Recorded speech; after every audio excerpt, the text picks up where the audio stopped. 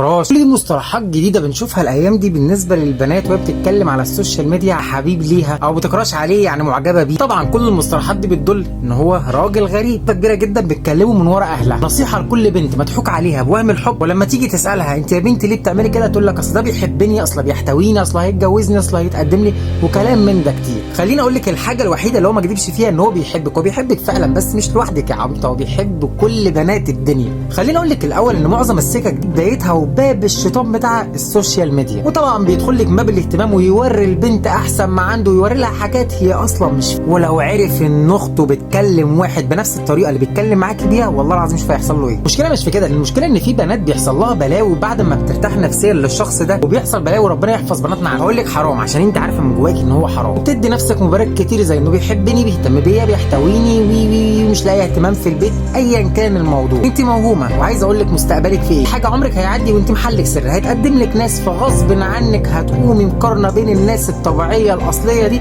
وبين الشخص الوهمي اللي ما بيكلمش البنت لوحدها، وبيكلمك انت و10 20 كمان على حسب. عمرك هيضيع وانت مستنيه انه يحسسك انك انت غاليه قدام نفسك قبل ما تكوني غاليه قدام اهلك، وقبل ما تكوني ما بتغضبيش ربنا. طبعا هيأجل بسبب الظروف، اصل انا عندي جيش، اصل اختي لسه ما اتجوزتش، وما اكتر المبررات. طبعا كلها مبررات. في عمرك هيضيع ومره واحده تبص تلاقي البروفايل بتاع الحمد لله زي بنعمه تتم الصالحات وخطب واحده ثانيه. ده لو ما عملكيش بلوك، دي اخره علاقات السوشيال. لو ما عملكيش بلوك هتيجي تواجهيه، او انت ما اتجوزتنيش ليه؟ رد معظم الرجاله الشرقيه: ما اتجوزتش واحده مشيت معاها. اقول لك حاجه صغيره قد كده انا شفتها بعيني والله. لحظات الحب اللي انت بتقولها له في التليفون وهو قاعد على القهوه في وسط اصحابه ومشغل السبيكر وعمالين يضحكوا على سذاجتك، انت عمرك ما هتوقعي ان ممكن ده يحصل فيه. كوني نفسك وبعيده عن الوهم، نفسك وكبري ابوكي وكبري اخواتك، واثقه ان ربنا هيعوضك خير. طول ما ربنا قدامك ابعدي كل المبررات اللي ممكن تدخل لك من باب الشيطان. حكمي عقلك مش قلبك، وحكمي دينك. ربنا يحفظك وربنا هيعوضك خير طول ما انت شايف ربنا قدامك.